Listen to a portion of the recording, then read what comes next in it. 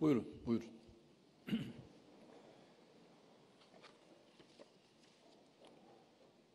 Değerli misafirler, kültür ve sanat dünyamızın kıymetli temsilcileri, sizi duygularımla, muhabbetle selamlıyorum.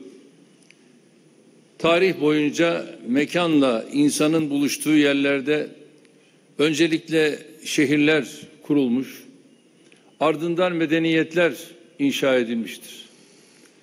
Medeniyetler, kültür, sanat ve bilime değer katan şehirlerin ortak eseri olarak gelişmiştir. Her medeniyet kendi ahlak, sanat, felsefe ve din anlayışı çerçevesinde şehre bir anlam, bir kimlik kazandırmıştır. Şehirlerin kimlikleri tarihi, edebi ve kültür sanat birikimleriyle şekillenmiştir. Türkiye birçok medeniyete beşiklik etmiş, farklı inanç ve kültürleri potasında eritmiş, tarihin akışında başrol oynamış çok özel bir coğrafyadır. Kadim şehirlerimizin her biri birer açık hava müzesidir. Bu coğrafyanın gözbebeği olan İstanbul ise bizim en büyük müzemizdir.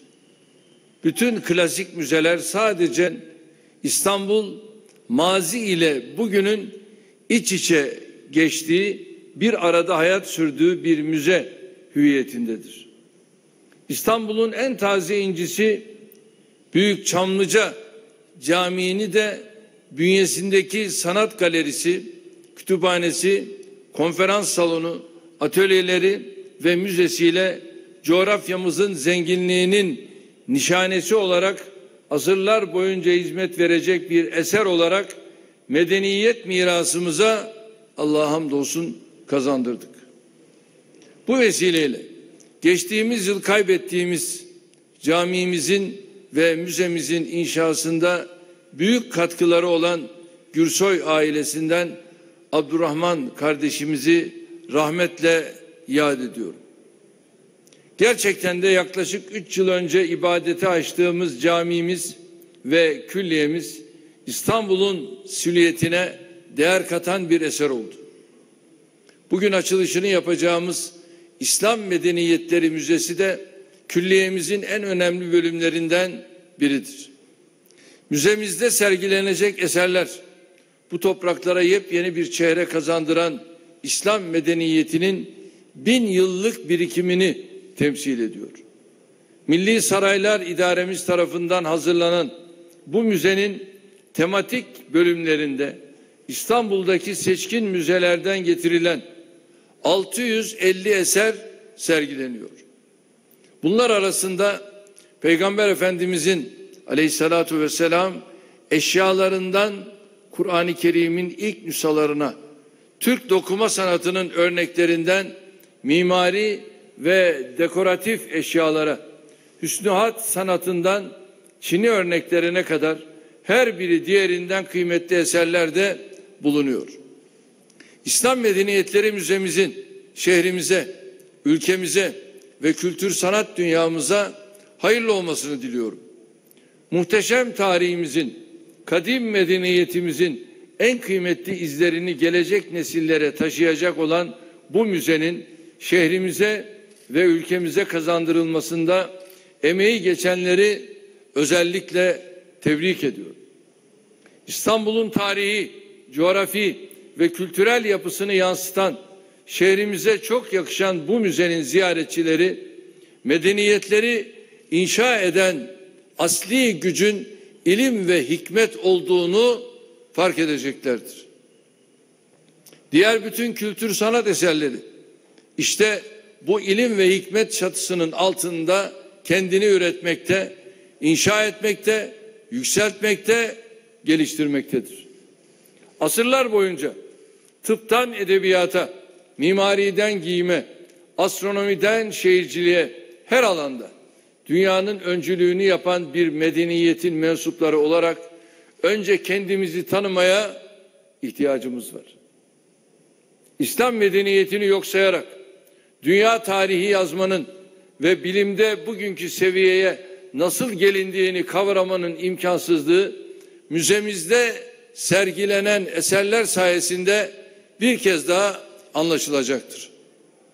Asırlar boyunca farklı inanışların, farklı kültürlerin, farklı yaşama biçimlerinin beşiği olmuş İstanbul'umuz bu eseri de gururla taşıyacaktır.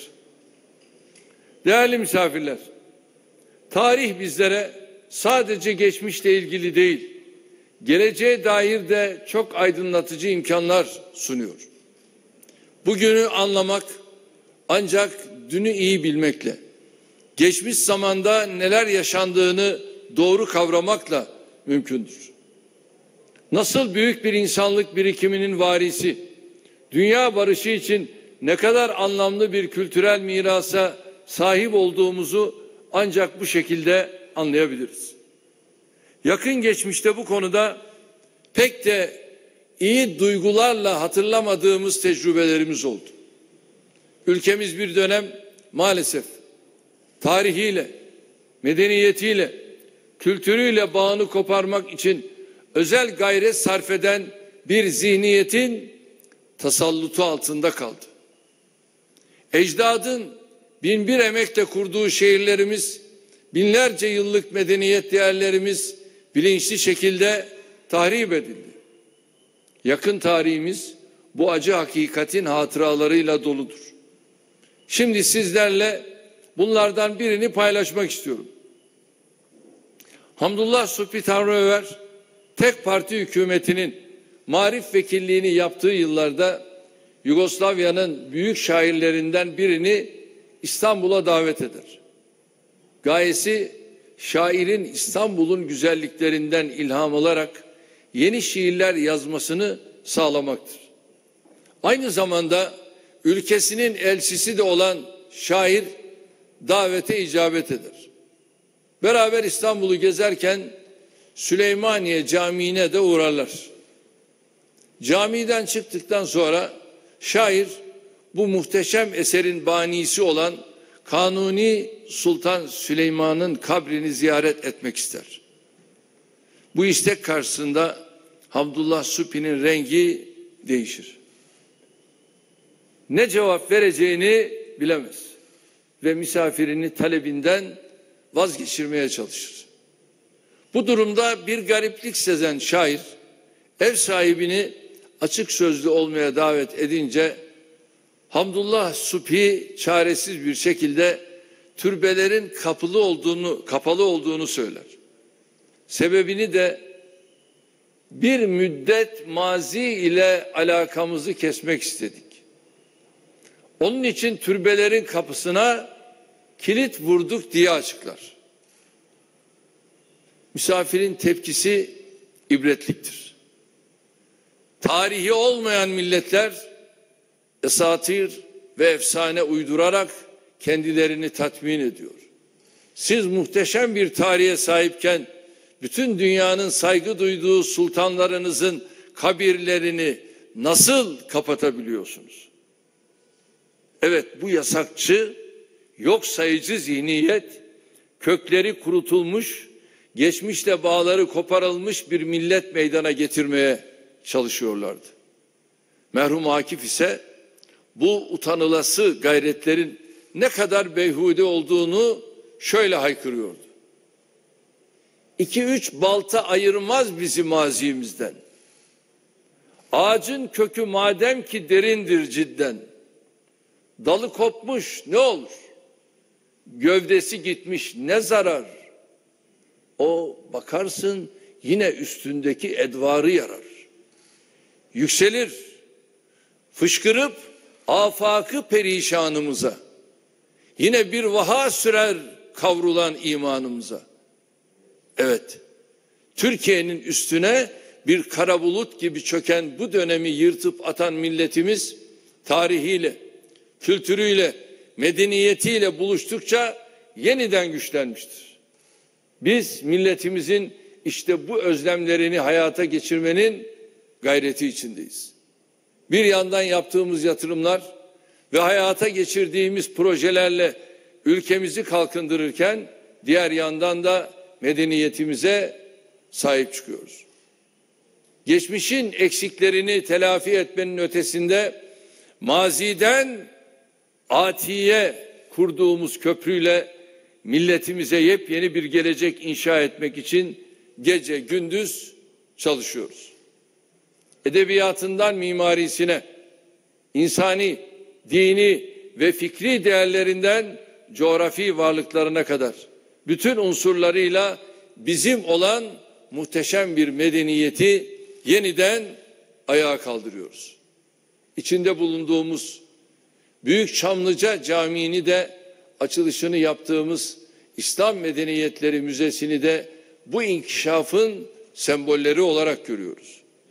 Milletimizi dalından kopan bir hazan yaprağı gibi küresel rüzgarların önünde savurmak isteyenlere inşallah meydanı bırakmayacağız.